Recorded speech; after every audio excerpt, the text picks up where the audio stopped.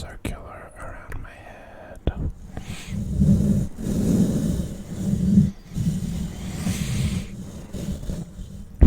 Tonight, I thought I could tell a story, again from one of my favorite authors, who I will not disclose. The story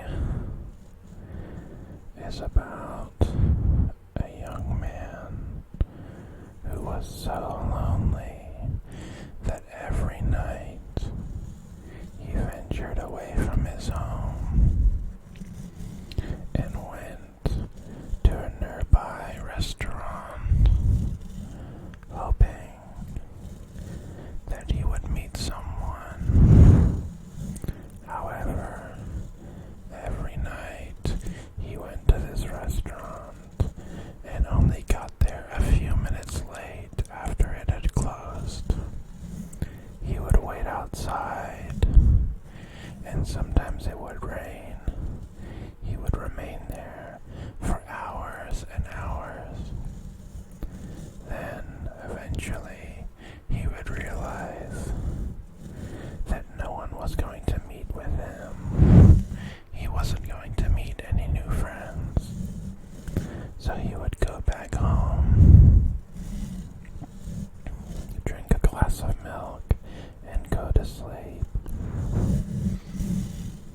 During the day, the man had a job as a tax preparer. He would file other people's taxes and help them make wise economic decisions. And then, come nightfall, he would prepare for his adventure. Every night, the young man went out to the restaurant after it had closed and just hoped that he might meet someone. He did not meet anyone after many nights and many trials. He became increasingly lonely and then started going outside and venturing to the restaurant just to see the rain. At least the rain showed up, and the man enjoyed the company of nature's elements.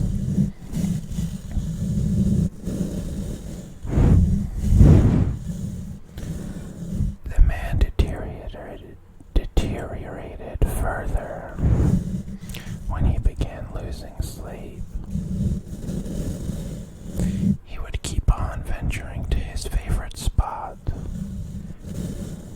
just to enjoy being alone, but also being outside where people normally are.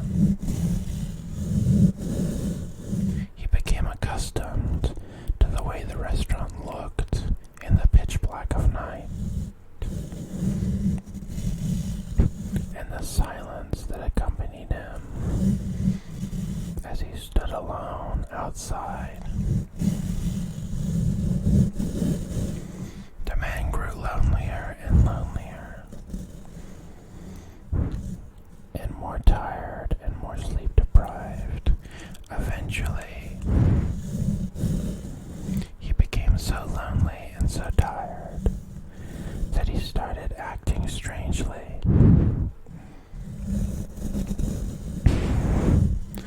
Instead of going outside, the man would sit alone in his room and look at it and around at all his possessions. And instead of talking to them out of loneliness, he would just look at them. Even at work, he wouldn't talk, but he would look at people with a blank stare.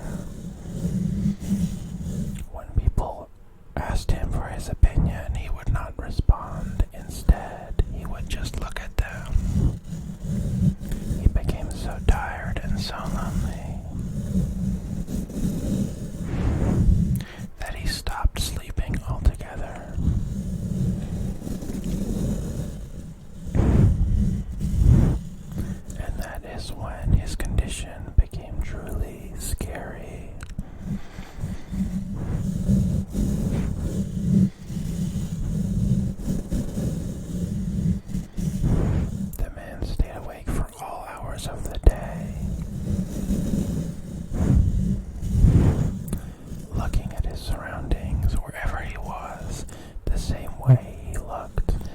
surroundings when he used to stand alone at night outside the restaurant.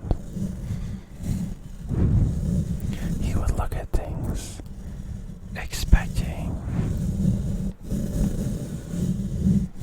that there would be sufficient enough company for him because he had nobody around. And he would just stand and look at things all day. He would look at his kitchen. He would look at his bedroom. He would look at his garden outside. He would look at people outside the window.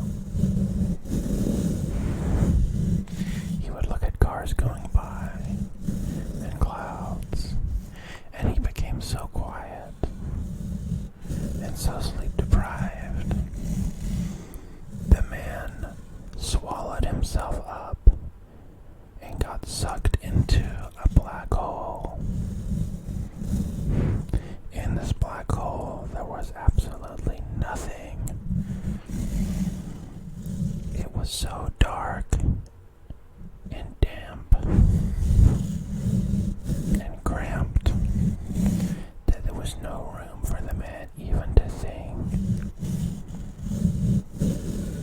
There was no memory of the world he had lived in before. And there was nothing to look at. There was no feeling of loneliness or company. There was no feeling of tiredness. There was no feeling of satisfaction. There wasn't even a feeling that he existed. There was only enough room for awareness that he was inside a black hole, and the man remained there for the rest of his life. As it drew on and on and on, the man didn't even have space to think. So he remained there for hundreds of years inside the black hole, not thinking anything, but being aware of the fact that he was inside a black hole. That was all the black hole had room for. And that is the end of the lonely man's story. Be careful you do not become so tired and so lonely and so afraid to interact that you get sucked into a black hole for the rest of your life.